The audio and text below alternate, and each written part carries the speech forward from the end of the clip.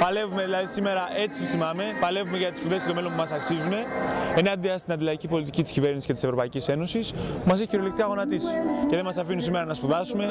Και μάλιστα βλέπουμε ότι ενώ ματώνουμε για να τελειώσουμε τις σπουδές μας, αύριο μας περιμένει ένα μέλλον που θα περιπλανιόμαστε μεταξύ της ανεργίας και κάποιων προγραμμάτων κακοπληρωμένων με ολιγόμενη εργασία. Δηλαδή η προοπτική μας είναι ένα μέλλον κόλαση.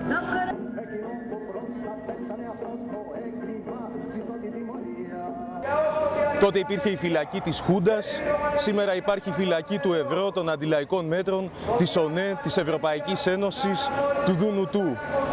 Και σήμερα δηλαδή πρέπει να ενωθούν όλοι οι αγώνες, να υπάρχει ένα μέτωπο του λαού και των λαϊκών δυνάμεων ενάντια σε όλα αυτά τα μέτρα και ένα μέτωπο και της αριστεράς για να μπορέσουμε να εξεκερθούμε και να ανατρέψουμε όλα αυτά που διαλύουν τις ζωές μας.